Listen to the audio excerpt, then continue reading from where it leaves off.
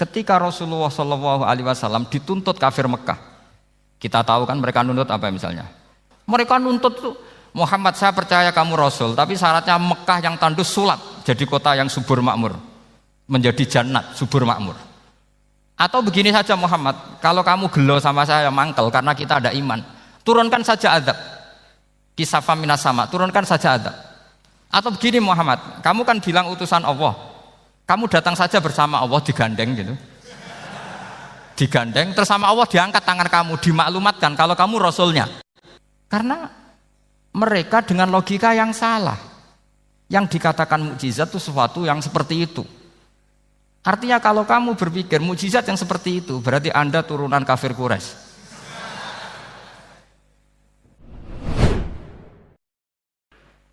Kulo diminta panitia untuk bikin judul. Terus judul kulo adalah keistimewaan mukjizat Al-Quran. Kersane akurat nih kulo betul kerpean, jadi otoritatif. Karena kalau dalam pendapat ulama, kalau seorang mubalek atau seorang ulama atau siapa saja kok ngomong tanpa teks itu dia tersangka sebagai musyarek. Musyarek itu menandingi syariatnya Rasulullah SAW. Dengan pikiran-pikirannya, dengan jargon-jargonnya. Jadi itu masalah besar kalau dalam tradisi ulama, karena pikirannya tidak musalsal, tidak ada silsilahnya ila Rasulillah SAW. Makanya saya meskipun banyak orang percaya ngaji di mana-mana itu bawa kitab. Satu ya tadi niat ngerpek tadi supaya saya dulu masih ingat zaman di Sarang itu kalau tes itu banyak yang bawa kitab. Ketika ditanya, ini namanya ngerpek? Enggak Pak, mutolaah itu tanpa batas. Jadi mutolaah itu kapan saja. Yang agak kriminal itu kasus ujian nasional. Itu ada seorang guru SD. Ini kisah nyata, ingin membocorkan ujian apa? Nasional. Itu kan jelas kriminal itu. Si guru SD tadi berdalih gini, wong ujiannya mungkar nakir saja dibocorkan, apalagi ini ujian negara. Karena semua kiai itu kan mengajari kita marrobuka waman nabi. Itu kan mengecewakan mungkar nakir. Artinya kan membocorkan ujian.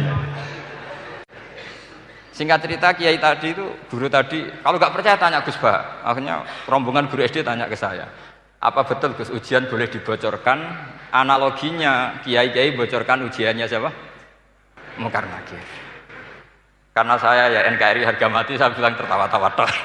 Kalau saya jawab nggak kriminal dimarahin polisi. Kalau saya jawab kriminal, analoginya dengan mungkar nakir memang yang membocorkan itu apa? Nggak usah diteruskan, kalau saya bilang boleh nanti jadi kriminal. Dan agama ini adalah analogi. Analogi itu kias. Sehingga saya di sini insya Allah serius sekali membawa makalah mukjizatnya Quran. Kenapa demikian? Memang saya merasakan dan semua yang hadir di sini pasti merasakan bahwa mukjizatnya Quran itu luar biasa. Sehingga kita satu-satunya umat yang nggak ditunggui Rasul, tapi kualitas iman kita insya Allah menyamai periode-periode sahabatnya Rasulullah SAW. Tapi syaratnya tadi ya, dengan pikiran yang sama, dengan teks yang sama, dengan rasa yang sama, dengan kejiwaan yang sama. Caranya gimana supaya sama? Kita harus terus membaca teks. Teks itu mengingatkan kita. Misalnya begini, yang dikatakan mukjizat itu kan sesuatu dahsyat yang dalam nalar manusia itu nggak mungkin terjadi. Misalnya ontanya Nabi Soleh keluar dari batu besar, itu kan satu peristiwa yang akal manusia tidak sampai. Begitu juga tongkatnya Nabi Musa membelah Laut Merah, yang akal manusia itu tidak sampai. Tapi pikiran itu menurut mazhab kita yang waras ini, saya ulang lagi, kita yang waras itu pikiran kriminal, itu salah. Saya ulang lagi ya, kita semua kan umatnya Rasulullah SAW. Semoga benar-benar umatnya Nabi, bukan Islam yang kumat. Karena orang Islam itu pilihannya hanya dua, kalau nggak bersatu semat Islam ya Islam yang kumat. Kumat itu agak gitu, namanya kumat dalam bahasa Jawa. Begini, saya ulang lagi ya. Yang dikatakan mukjizat itu amrun khariqun lil adat, sesuatu yang luar biasa. Kemudian dalam tanda kutip yang manusia itu tidak mampu. Sehingga itu dikatakan mukjizat seperti tongkatnya Nabi Musa dan untanya Nabi Nuh yang keluar dari batu besar. Kalau kalian ingin jadi wali, pikiran seperti itu udah akan jadi wali. Gagal itu di KPU gagal. Itu. Jadi nggak usah sampai MK, di KPU sudah gagal. Kenapa demikian? Pertanyaannya begini. Memangnya sesuatu yang wajar kita lihat keseharian itu dalam kemampuan manusia? Saya ulang lagi. Memangnya sesuatu yang biasa saja, yang normal saja itu dalam kemampuan manusia? Enggak juga kan? Manusia bisa enggak bikin unta? Yang wajar saja, yang lewat indukan, bisa enggak? Enggak kan? Manusia bisa bikin laut enggak? Enggak kan? Jadi kalau mukjizat itu dengan definisi sesuatu yang manusia tidak mampu, memangnya keseharian alam ini manusia mampu? Enggak juga kan? Nah, karena agama Islam dengan logika itu, Rasulullah SAW menolak mukjizat yang seperti itu. Ya, menolak mukjizat yang seperti itu. Makanya saya bilang pikiran pertama tadi itu kriminal, karena itu ditolak oleh Rasulullah SAW. Karena ya itu tadi, kalau itu dituruti, lama-lama kita tidak tahu kedahsyatan ciptaan Allah keseharian. Makanya ketika Rasulullah diminta laula utiya mislama utiya Musa, ya Muhammad itu punya mukjizat kayak tongkat Nabi Musa. Kasolihin Nuh, kasolihi Soleh. Apa karena koti apa? Soleh. Sebagaimana untanya Nabi Soleh. Apa jawabnya Allah? Wa ma min dabatin fil ardi wala ta'iri yatiru bi janahihi illa umamun amsalu. Sebagian dijawab inna fi khalqis samawati wal ardi wa ikhtilafil laili wan nahar sampai saat terusnya wa tasrifir riyah saat terusnya la ayatil liqaumi yaqilun. Karena logika yang terbangun begini, dan ini saya ulang lagi, ini syarat utama jadi wali. Ini masih satu poin. Nanti ACC-nya nunggu ketua-ketuanya. Tapi kamu jangan bayangkan wali itu kayak Sunan Kudus tunda. Jadi kalau kamu jadi wali itu maknanya kullu mukminin waliyullah itu diikhyakan banyak. Setiap mukmin itu walinya Allah. Tapi maknanya gini, waliyullahi wong sing disaakeni Allah. Itu jadi enggak usah dimaknani kekasih Allah. Ya. Jadi karena dalam bahasa Arab itu waliyul yatim adalah orang yang kasihan sama anak yatim sehingga diurus segala keperluannya. Perempuan yang perawan punya bapak namanya apa? Wali. Artinya si bapak sayang sama putrinya disebut apa? Wali. Jadi nanti kalau kamu jadi wali dengan makna yang tadi kullu mukminin waliyullah. Setiap mukmin adalah orang yang dikasihani Allah dan insya Allah semua kita masuk. Paham ya? Ya, enggak wali songo itu baru maknanya waliyullah sing sayang Allah. Kayaknya kita belum daftar yang ke situ nanti itu. Ada urutannya. Saya ulang lagi ya. Kalau kita mengakui kudrohnya Allah nunggu mukjizat, yaitu nunggu tongkatnya Nabi Musa membelah Laut Merah, nunggu ada unta keluar dari batu. Maka itu kecelakaan besar dalam tauhid, kecelakaan besar dalam kesaksian kudratullah. Kenapa? Karena alam yang kita lihat keseharian juga tidak dalam kemampuan kita. Alam yang kita lihat keseharian juga tidak dalam kemampuan kita.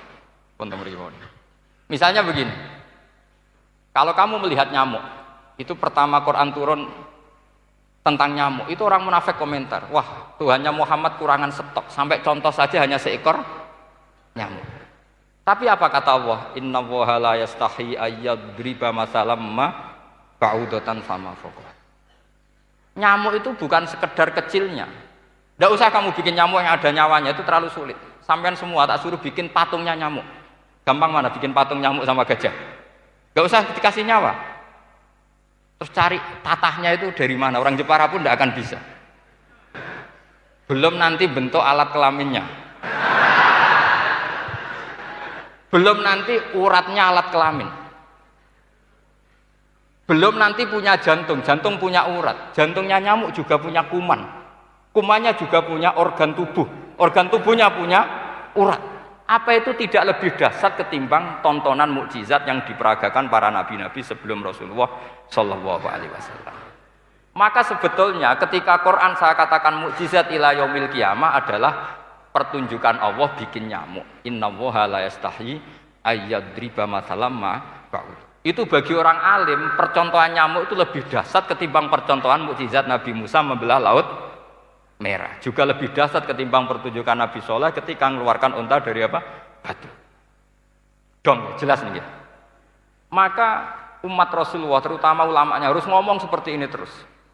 Dengan cerita seperti ini maka Quran jauh lebih dahsyat. Makanya mukjizatnya Quran tanpa batas. Jelas ya? Makanya kita harus bertobat secara masif, mengatakan kedahsyatan adalah nunggu sesuatu yang khariqun lil adat. Bahwa yang kita lihat keseharian adalah semua di luar kemampuan kita. Lah kita ini kan keliru, yaitu tadi, wah onta keluar dari apa? Batu. Laut Merah terbelah, ini dahsyat, manusia tidak akan mampu. Memangnya manusia pernah mampu bikin laut? Memangnya manusia pernah mampu bikin nyamuk? Memangnya manusia pernah mampu bikin telur ayam? Karena keseharian seakan-akan ini tidak ayatnya Allah Ta'ala. Itu kebodohan. Makanya tidak mungkin jadi wali. Yang jenis seperti ini ya gak jadi wali. Sama tenang saja, nanti saya paling nggak sampai 1 jam karena saya tidak biasa ngaji umum. Saya mau itu karena menghormati bapak saya, karena buyut saya itu orang Damaran, namanya Mbak Hafsah. Hafsah binti Maksum bin Soleh bin Asnawi Sepuh. Jadi saya ini ya turunan asli orang Kudus. Jadi saya datang tidak dalam rangka hormat jenengan, hormat bapak saya sendiri sebetulnya. Jadi jenengan tidak punya hak adami sama saya, karena saya datang tuh hormat bapak saya. Tapi saya ingin melatih iman yang benar. Saya ulang lagi, saya ingin melatih iman yang benar, karena ini penting. Sehingga Allah cara menjelaskan iman itu aja inna fi khalqis samawati wal ardi. Kamu lihat saja langit dan bumi. Seterusnya sampai waqtilafil laili wan nahar, sampai wal fulkil lati tajri fil bahri, terus sampai wa tasrifir riyah. Ini semua tontonan yang kita lihat semuanya di luar kemampuan kita. Itu tadi contoh paling gampang, nyamuk. Kayak apa? Apapun profesornya seseorang, apa bisa bikin nyamuk? Tidak usah yang bernyawa, patungnya saja. Coba nyamuk itu punya organ tubuh enggak? Punya. Organnya ada kumannya enggak? Ada. Alat kelaminnya ada bolongannya enggak kira-kira? Ada. Kayak apa sulitnya? Jadi andaikan saya ke umatnya Nabi Musa terus bengkei lah sama Nabi Musa, ini gue Nabi Musa keren punya tongkat. Saya akan bilang Rasulullah lebih keren karena punya Quran. Nah di sini makna kenapa mukjizatnya Quran dikatakan afdolul mukjizat, mukjizat paling keren, paling hebat. Karena menjadikan manusia punya nalar yang lebih objektif. Artinya lebih objektif. Kenapa kita hanya kagum dengan sesuatu yang dahsyat? Dengan alasan kita tidak mampu. Memangnya dengan hal-hal yang keseharian kita mampu? Tidak juga kan? Jelas ya? Mohon bener nih ya? Mohon bener di mana ini? Mohon gini malam selai didandani bareng-bareng. Mohon bener ya? Sehingga iman di era Rasulullah SAW itu gak lagi butuh sesuatu yang khariqun lil. Kedua pertimbangannya Rasulullah Muhammad SAW, mukjizat yang khariqun lil adat itu resikonya lebih tinggi untuk tidak abadi. Nanti saya bacakan takbirnya. Misalnya tongkatnya Nabi Musa itu hanya disaksikan oleh orang yang di era itu pun yang kebetulan menyaksikan. Saya ulang lagi ya, resiko mukjizat mahsusah istilahnya, mukjizat yang bisa dilihat dengan indera, itu resikonya hanya dilihat orang yang di saat itu menyaksikan. Gimana? Ini prosedur. Gaul nih. Ngangge peci, mboten. Terus gimana? Oke. Saya teruskan lagi ya. Niki mau normal nih. Mboten kebanteran nih. Mboten kebanteran nih. Saya ulang lagi ya. Jadi yang dikatakan mukjizat itu seringnya kan dikasih definisi satu pertunjukan yang di luar kemampuan manusia. Sehingga tongkat Nabi Musa membelah Laut Merah disebut apa? Mukjizat. Ontanya Nabi Soleh keluar dari batu disebut apa? Terus lucunya disebut alasannya karena manusia tidak mampu. Memangnya manusia mampu bikin onta normal yang lewat indukan? Mampu enggak? Artinya umatnya Rasulullah lebih sering melihat kekuatan Allah Subhanahu wa ta'ala kulla waqtin wa hinin, setiap saat, karena cara berpikir sudah dibenahi Al-Qur'anul Karim. Paham ya? Maka untuk jadi wali umatnya Nabi itu lebih mungkin karena melihat kedahsyatan Allah setiap saat. Tidak usah nunggu sesuatu yang super kayak apa? Kan filakil bahri, sebagaimana laut terbelah oleh tongkatnya Nabi siapa? Musa. Terus ketiga, kalau logika mukjizat gini itu terus menerus, seperti yang dialami Nabi Musa, resikonya adalah umat selalu menuntut hal yang aneh-aneh dan melupakan hal yang pokok. Itu lebih bahaya lagi. Misalnya begini contoh gampang. Kita ini hidup di bumi setelah sampean belajar ilmu falak atau astronomi atau belajar geologi. Planet yang sebesar ini apa? Semuanya itu sudah maha dahsyat. Gara-gara kita berpikir butuh kejadian yang aneh. Ya gara-gara ingin kejadian yang aneh. Mungkin lama-lama Anda ingin cari model hewan yang kepalanya itu di pantat. Baru percaya kudrahnya Allah. Lama-lama kamu jadi dukun. Seneng ular yang berkepala manusia, itu baru dahsyat. Nanti menjadi klinik. Makanya kritiknya ulama, mukjizat itu tidak perlu dituruti. Karena kalau dituruti itu bahaya bagi kelangsungan kenormalan kita. Makanya kata Abdul Hamid Khan, termasuk kitab yang saya kagumi, kata beliau begini, yang menjadikan orang kafir adalah dia nganggep kudrahnya Allah Ta'ala itu bergantung sesuatu yang dahsyat. Dia nggak sadar bahwa keseharian dalam hidupnya semuanya pertunjukan kudrahnya Allah Subhanahu wa Ta'ala. Kayak tadi, saya contohkan nyamuk tadi. Inna woha la yastahi ayyadriba masalam ma. Terus terusannya ba'udotan fama fokwa. Kayak apa? Susahnya bikin nyamuk. Sudah kecil, punya alat kelamin, punya organ, punya urat. Lalu dalam tubuhnya juga ada kuman, kumannya juga berorgan. Kebayang nggak Anda bikin seperti itu? Enggak. Dahsyat mana dengan tongkatnya Nabi Musa? Sama-sama berstatus kita tidak mampu sama sekali. Dahsyat mana? Sama kan? Nah, itu yang diinginkan Rasulullah Shallallahu Alaihi Wasallam, dan Al-Quran menggiring kita cara berpikir begitu terus. Sehingga Quran cukup menghentikan wa ma min dabbatin fil ardi wala ta'iri yatiru bi janahaihi illa umamun amsalukum. Sebetulnya burung yang setiap hari terbang, yang setiap hari lewat Anda, itu semuanya bukti kekuasaan Allah Subhanahu wa Ta'ala. Tidak usah nunggu kejadian-kejadian super dahsyat. Terus keempat, korbannya para kiai, termasuk saya. Jadi nanti kalau saya tidak bisa haji terbang, wah tidak kiai, tidak bisa terbang. Tidak bisa kayak Harry and Potter misalnya gitu, tidak bisa kayak Harry. Jadi nanti kiai juga dituntut gitu, bisa terbang kayak Aladin. Jadi nanti repot. Semua kebenaran agama bergantung pimpinannya ini punya kedahsyatan-kedahsyatan itu. Akhirnya celakanya apa? Ada orang yang pura-pura dahsyat tapi penipu, kayak kasusnya Dimas Kanjeng. Oh nggih. Mboten apa-apa, sing penting ini lancar mon. Nggih nggih.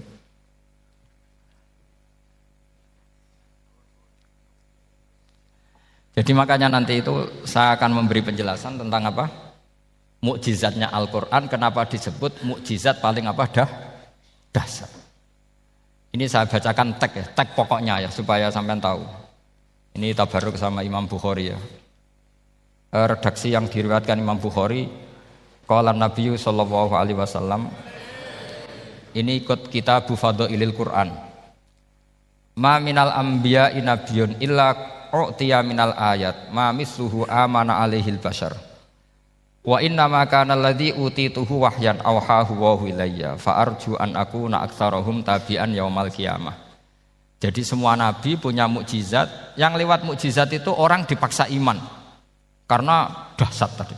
Saking dahsyatnya terus cocok tidak cocok itu percaya. Tapi kata Rasulullah, mukjizat saya itu berupa wahyu, yaitu Al-Quran. Dan saya berharap dengan mukjizat itu saya adalah nabi paling banyak pengaruhnya yaumal qiyamah. Maknanya paling banyak orang yang iman. Terus di sini dikomentari oleh sarehnya ya, oleh penyarahnya yaitu Ibnu Hajar Al-Asqalani. Ya saya baca Arabnya saja. Sama harus pura-pura paham jadi keren. Jangan minta saya terjemah nanti harus pura-pura paham. Bagus kok, mantas sabah fi qaumin fawa napa minhum. Jadi bergaya orang kaya ya dikira apa? Kaya. Bergaya ulama ya dikira apa? Ulama. Nanti bergaya wali juga dikira wali. Saya baca ya, ini luar biasa menurut saya. Al makna annal mu'jizati al madiyata kanat khissiyatan tusyahadu bil absor kana qoti soleh wa asa Musa. Wa mu'jizatul Qur'ani tusyahadu bil basirah. Jadi kayak tadi, kedahsyatan tongkat Musa itu karena apa? Laut kok bisa dibelah sebuah tongkat. Itu aneh. Kalau maknanya aneh adalah di luar kemampuan manusia, nyamuk lebih aneh. Kayak apa susahnya bikin organ apa? Nyamuk yang sekecil itu.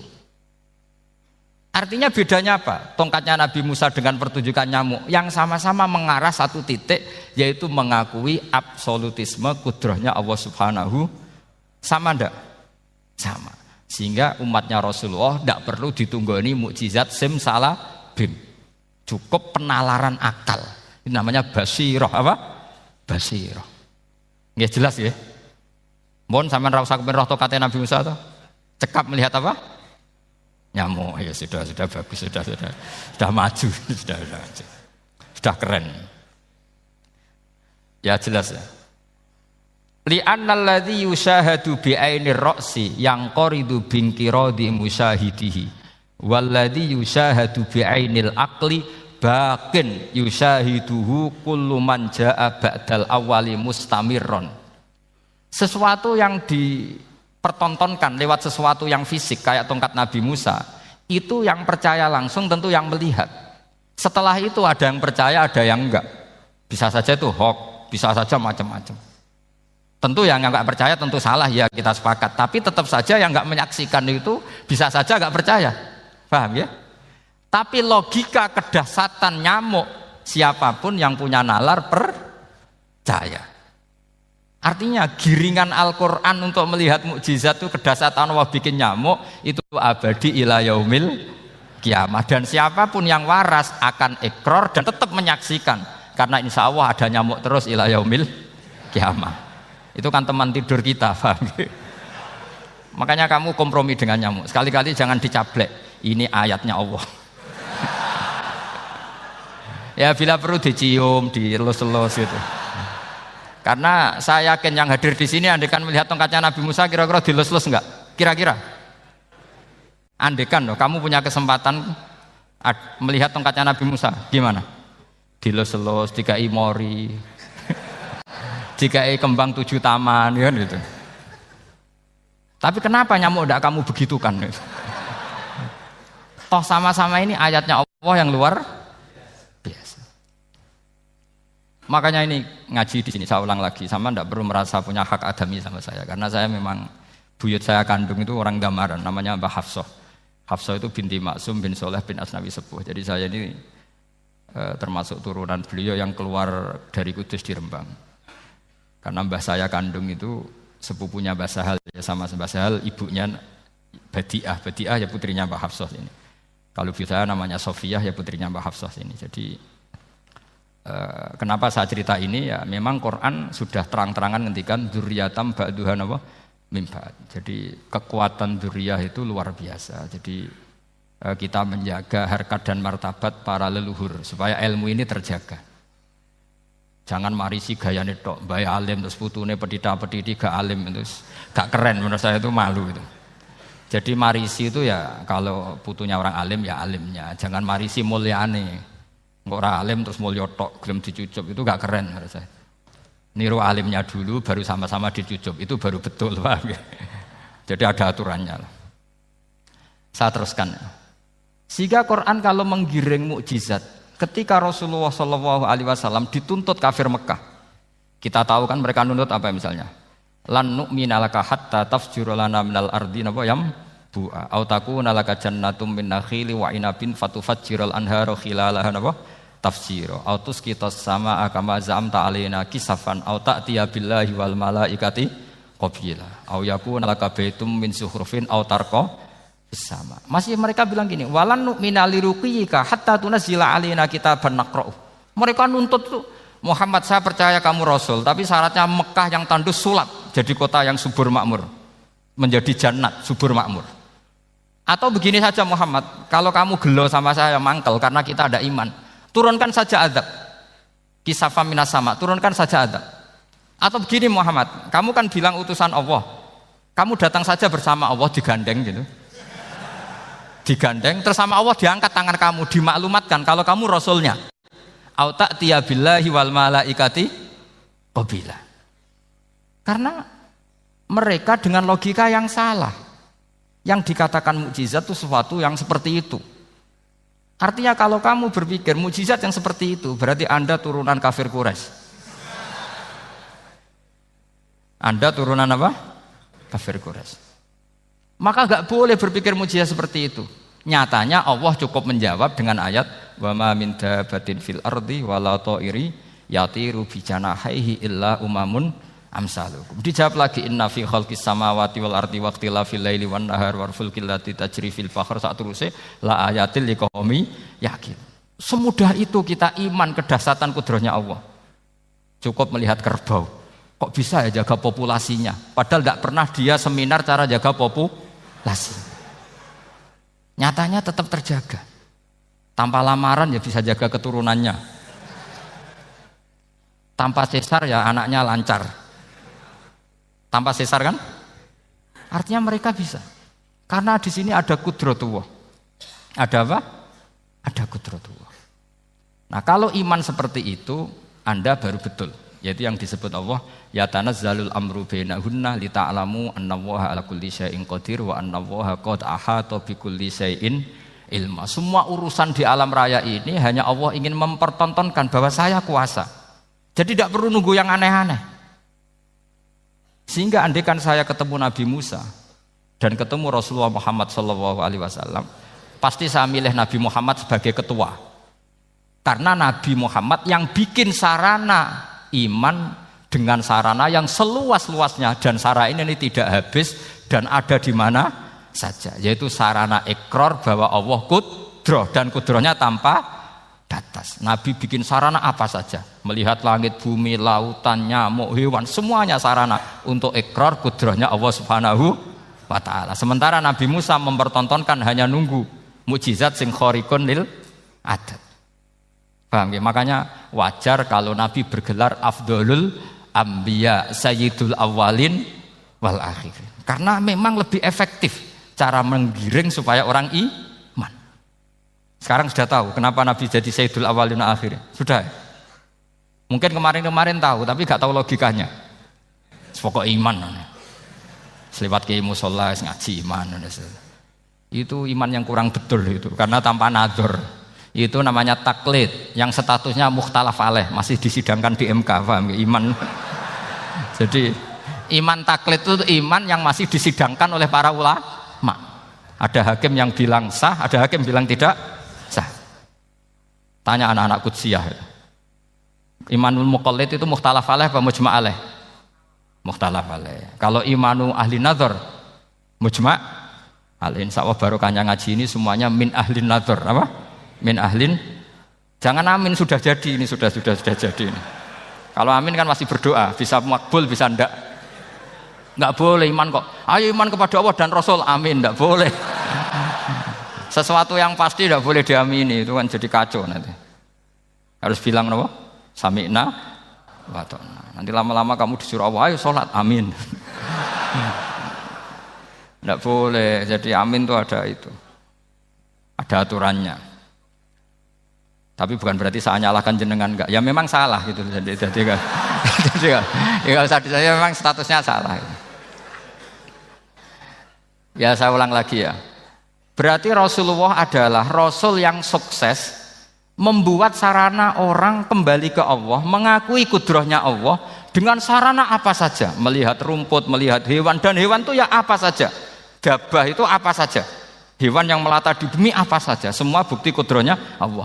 Bahkan Rasulullah sukses membiarkan umatnya enggak ditunggui beliau tetap iman. Mergo ditunggui konsep sing super ngene kok Al-Qur'anul Karim. Jelas ya? Tapi caranya memahami ya seperti yang saya terangkan ini. Ya saya baca lagi ya yang jadi annal mu'jizati, pakai jama' mu'annas salim, annal mu'jizati al-madiyata, mukjizat-mukjizat yang sudah kelewat itu kanat khisiatan, bersifat fisik, tusyahadu bil absor, hanya bisa dilihat dengan mata kepala.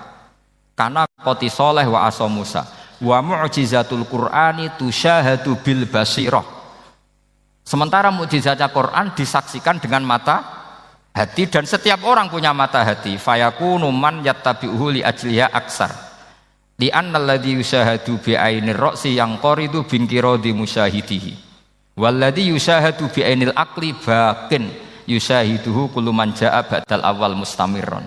Sesuatu yang dilihat dengan mata kepala, setelah para saksi ini meninggal, maka setelahnya mencari-cari, bisa percaya bisa enggak.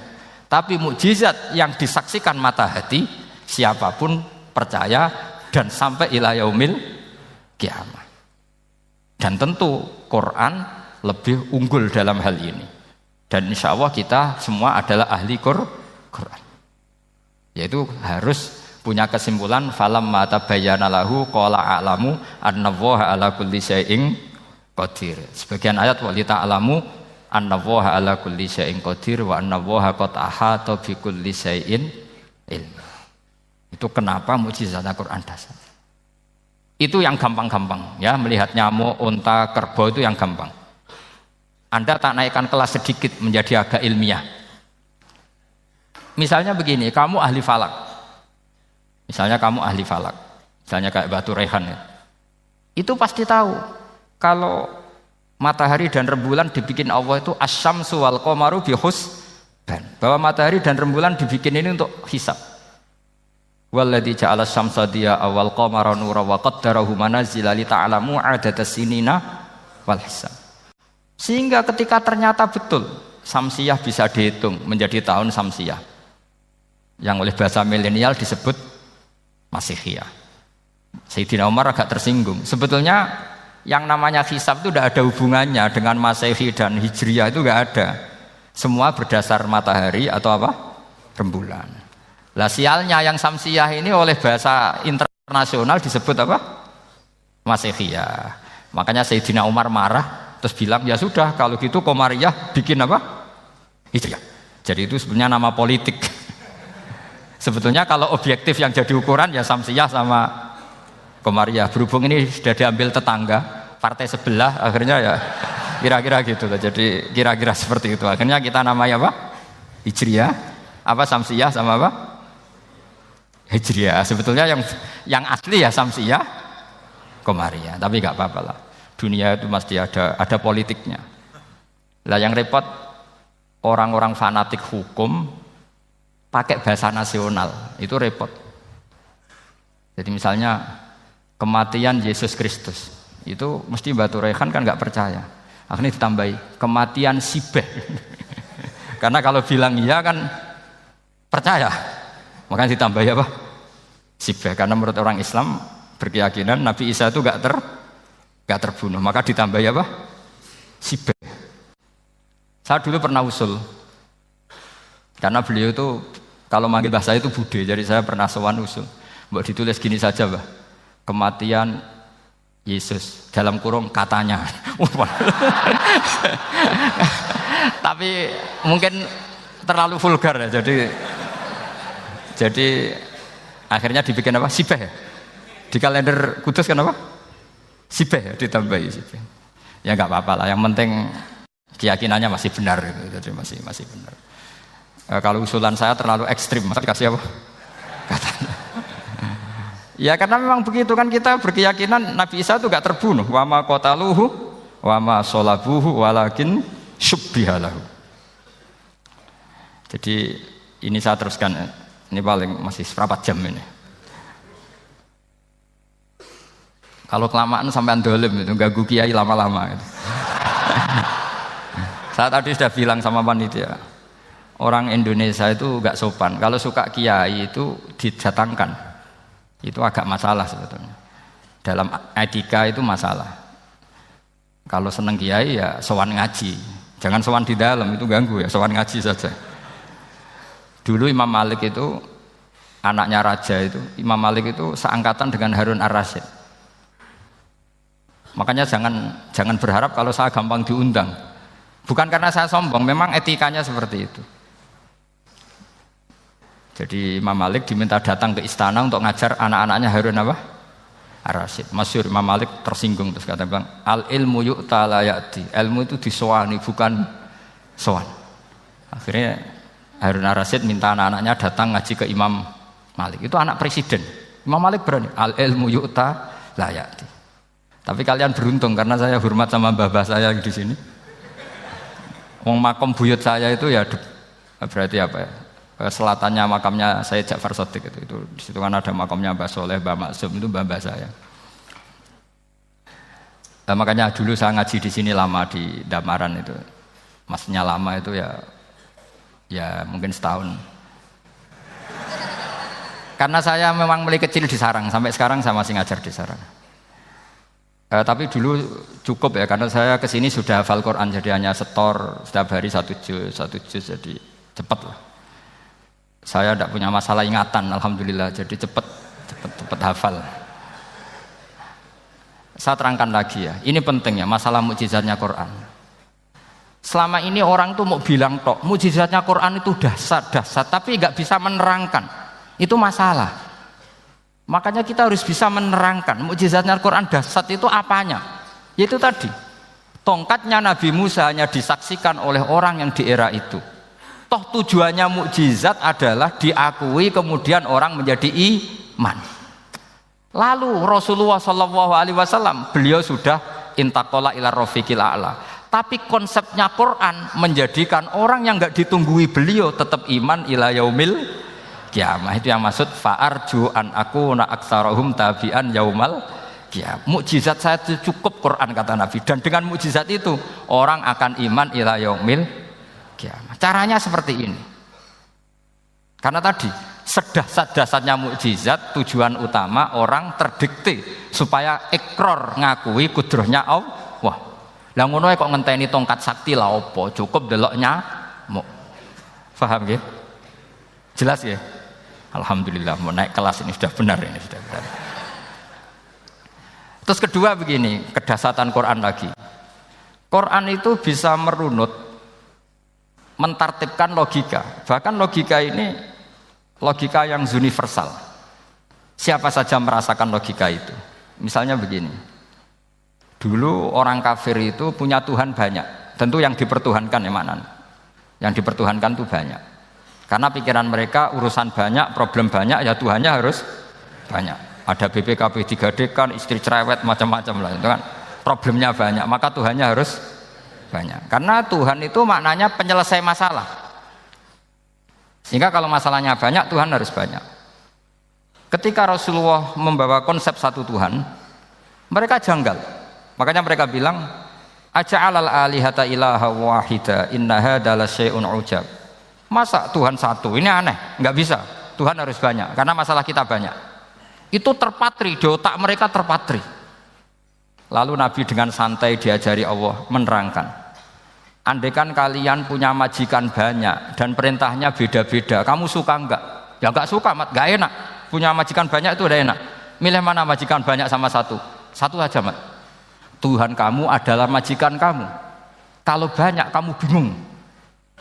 Ya, Mat, satu aja, Mat. Itu segampang itu. Jadi menggiring Tuhan itu kan bos kita, tuan kita. Kalau banyak berarti yang memerintah kita banyak dan bisa konflik bos-bos kita ini karena berebut anak buah tadi. Akhirnya mereka, kalau kamu punya majikan banyak dan perintahnya beda-beda, semuanya minta dilayani. Kamu pusing enggak? Ya pusing, Mat. Minta mana? Majikan banyak sama satu? Satu saja, Muhammad. Ya Tuhan kamu adalah atasan kamu, maka harus satu. Mereka faham. Oke, Mat, Tuhan satu. Itu yang dimaksud dorobawaw matalar rojulan fihi syuraka umutasyakisuna wa rojulan salamal lirojul hal yastawiyani masalah langsung alhamdulillah karena mereka yang paling bodoh pun paham dengan logika itu paham kalau Tuhan banyak perintahnya banyak kita repot maka Allah bikin satu masalah yaitu rojulan fihi syuraka umutasyakisuna wa rojulan salamal lirojul satu lelaki satu bos satu perintah kayak apa mudahnya Allah. Kemudian mereka tetap menuhankan Lata, Hubal, dan Uzza. Karena mereka dipertuhankan. Sebenarnya nggak pernah Tuhan, tapi dipertuhankan. Allah memberi contoh itu sederhana sekali. Wa daraballahu mathalan rajulaini ahaduhuma abkam la yaqdiru ala syai'in wa huwa kallun ala maulah aina ma yuwajjihu la ya'ti bi khair hal yastawi huwa may ya'muru bil adl. Kata Rasulullah, Lata itu menurut kamu apa? Ya Tuhan kami. Muhammad, Hubal ya Tuhan kami. Uzzal ya Tuhan kami. Lalu kalau mereka kotor ya saya mandikan. Kalau hidungnya coplok ya saya tata. Terus kata Rasulullah begini, kamu mau enggak punya budak atau pembantu yang buta, tuli, bisu? Kamu mau enggak punya pembantu? Pembantu loh ya, pembantu itu budak zaman dulu. Kamu mau enggak punya pembantu yang buta, yang tuli, yang bisu? Wah gak doyan mat, nggo apa pembantu ngono? Lah pembantu saja kamu enggak mau yang gitu kok malah punya bos begitu? Orang yang tuli, yang bisu, yang kopok, jadi pembantu saja enggak layak kok malah jadi pangeran. Paham ya? Arca dan berhala itu kan nggak bisa apa-apa. Kamu mau gaji ngasih THR pembantu yang kopok, bisu, picek, mau? Wong jadi pembantu saja nggak sah kok mau jadi apa? Tuhan atau jadi majikan? Jadi Allah bikin contoh gampang sekali. Wa daraba mathalan rajulaini ahaduma abkam la yaqdiru ala syai'in, nggak bisa apa saja. Wa wa kallun ala maulah, anane ngrepoti tok. Nama yuwajjihu la ya'ti bi khair. Mudah sekali.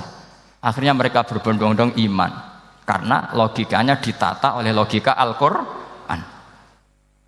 Makanya agama ini sebenarnya enggak pernah datang dengan kekerasan, itu enggak pernah. Bil hujjah, dengan argumentasi. Itu disebut qul falillahil hujjatul balighah. Nah, sekarang orang rapati soal argumentasi, senengane neror. Nah, itu rapati ngaji. Sebenarnya agama ini mudah, ad-dinu yusrun, agama ini mudah, logikanya gampang. Untuk tidak menuhankan Yesus atau Isa, Quran juga datang dengan penjelasan yang enggak jelimet, yang gampang saja. Kata Allah, mal masihu ibnu maryam illa rasul qad khalas min qablihir rusul wa ummuhu siddiqah kana yakulanit. Kok arani pangeran piye? Nek ramangan ya lesu. Kamu kebayang enggak misalnya punya Tuhan terus mbok gratisi pas marung. Terus kamu bangga, alhamdulillah tadi habis ngurasi Tuhan. Tadi kelihatannya kelaparan, tak gratisi, senangnya bukan main. Kamu mau punya Tuhan yang seperti itu? Mau? Enggak mau kan? Allah menjelaskan karena yakulanit kuduyan sego, artinya nak orang mangan yo lemes. Pas kamu minta ternyata Tuhannya baru lemes. Jadi Quran itu tidak sinis enggak, tapi menggiring logika bahwa ini tidak mungkin Tuhan. Wong kana ya kulanit. Gampang kan? Itu gampang. Gampang sekali, logika Quran itu gampang sekali. Dan masalahnya kita sekarang tidak mengkaji Quran yang sisi ini. Ya termasuk kritik kita ya, tapi ya sudahlah, ini dunia ya macam-macam. Ono sing ngaramno lomba, ono sing mendukung lomba, macam-macam. Saya tidak dalam posisi mendukung dan menolak. Saya 0-0, jadi tidak ke kanan, tidak ke kiri dalam konteks tadi. Karena ya sudahlah, itu sudah takdir, semuanya takdir. Ada yang setuju lomba, ada yang mengharamkan apa?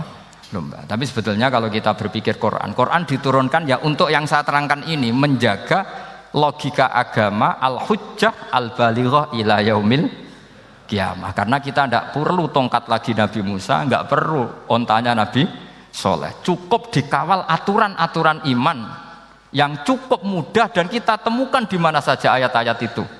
Yaitu wa ma min dabatin fil ardi wala ta'iri yatiru bi janahihi illa umamun amsalukum, atau inna fi khalqis samawati wal ardi, dan seterusnya. Nah, cara berpikir gimana Gus? Gampang tadi. Kalau tongkat Nabi Musa membelah laut adalah hal yang kita tidak mampu. Memangnya kita mampu bikin langit bumi? Tidak mampu kan? Berarti ini sudah cukup menjadi ayat kekuasaannya Allah. Jelas kan? Maka mukjizat Quran ini mengawal umatnya Rasulullah SAW ila yaumil kiamat dengan logika seperti itu. Seorang lagi dengan logika seperti itu. Maka ulama enggak boleh berhenti seperti saya ngomong terus seperti ini. Makanya ngendikane Allah, lam yakunil ladzina kafaru min ahlil kitabi wal musyrikina munfakkina hatta ta'tiyahumul bayyinah. Bayyinah itu apa? Rasulun minallah yatlu suhufam mutahharah. Orang kafir semuanya kata Allah, baik berkategori kafir musyrik maupun kafir ahli kitab, itu tidak akan tercerabut dari akar kesalahan mereka, dari cara berpikir mereka, hatta ta'tiyahumul bayyinah, sehingga datang satu kejelasan yang jelas welo-welo. Itu apa? Rasulun minallah yatlu suhufam mutahharah, yaitu rasulnya Allah yang membaca sahifah-sahifah suci, maknanya Al-Qur'an. Untuk menafikan ketuhanan berhala, ketuhanan Yesus, kita cukup dengan konsep Quran. Kayak tadi kana yakulanit, termasuk untuk menafikan Tuhan balita, paham ya? Tuhan apa? Fir'aun. Ini contoh terakhir, sampean siap-siap saja selesai. Karena saya memang mau selesai ini, bukan guyon, memang mau selesai. Karena menurut saya mukjizatnya Quran itu jelas. Jadi diterangkan seperempat jam ya jelas, 10 menit ya jelas. Kalau kamu butuh lama, berarti kamu menyaksikan kejelasan Al-Quran. Dan itu kriminal besar itu. Kalau nggak boleh dibahasakan murtad besar, ya kriminal apa besar. Nggak guyon, betul itu. Saya tadi mau nyontohkan apa tadi? Tuhan balita ya. Fir'aun itu berdebat sama Nabi Musa. Singkat debat begini, kalau nggak salah di J19, kalau nggak salah di surat Syu'ara, dicari sendirilah. Pertama ditanya gini, Musa kamu kesini ada apa? Ya bawa konsep Tuhan, yang jelas itu tidak kamu ya. Lalu Tuhan kamu siapa? Rabbus samawati wal ardi, yang menuhani langit dan bumi. Si Fir'aun masih berkelit. Begini, soal yang di bumi, saya jalan-jalan kemana-mana, setahu saya yang jadi Tuhan saya. Ma'alim tulakum min ilahin apa? Ghairi, di mana-mana yang dituhankan saya.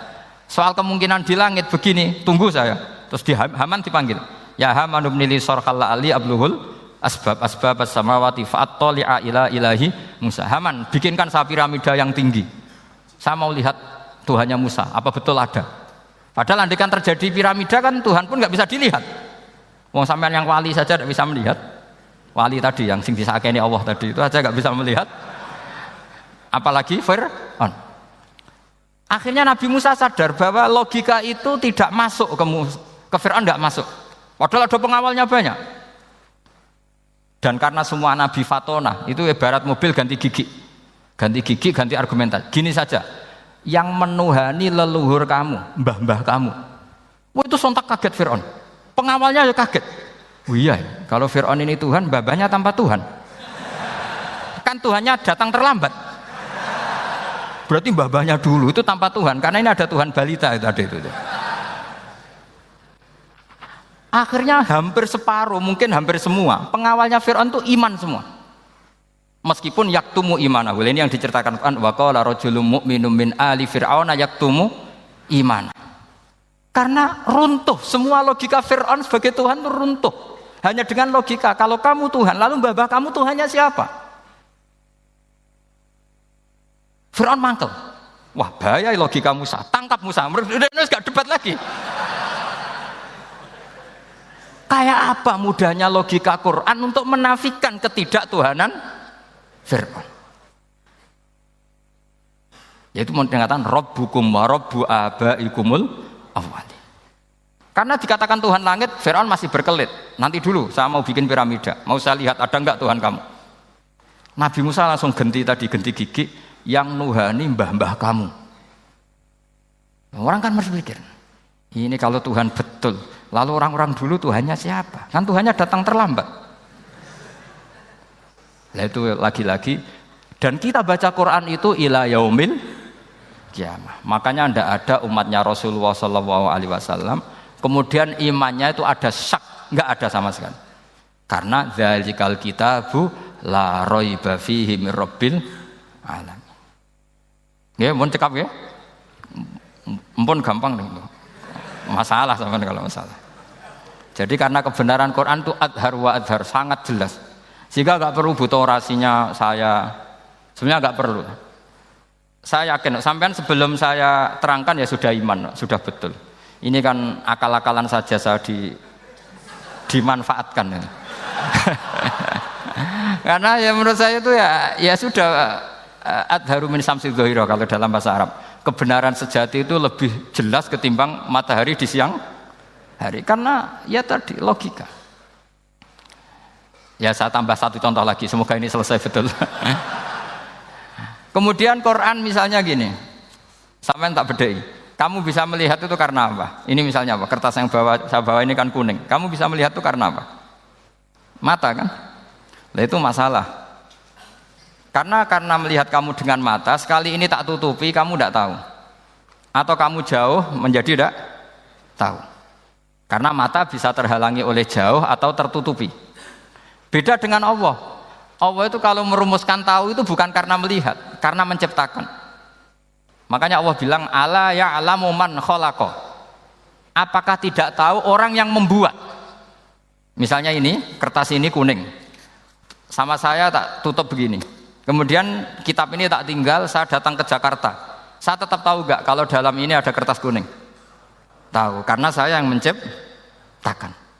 Paham ya? Kamu bangun satu bangunan, di dalamnya ada besi ukuran sekian.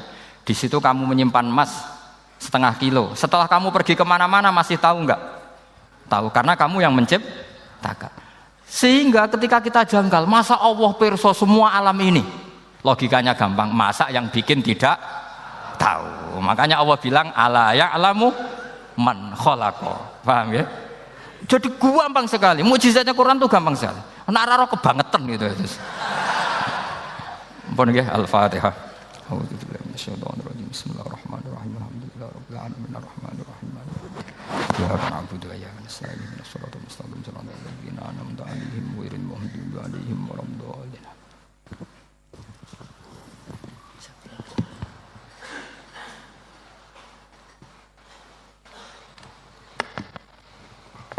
Doa siapa? Gak usah doa.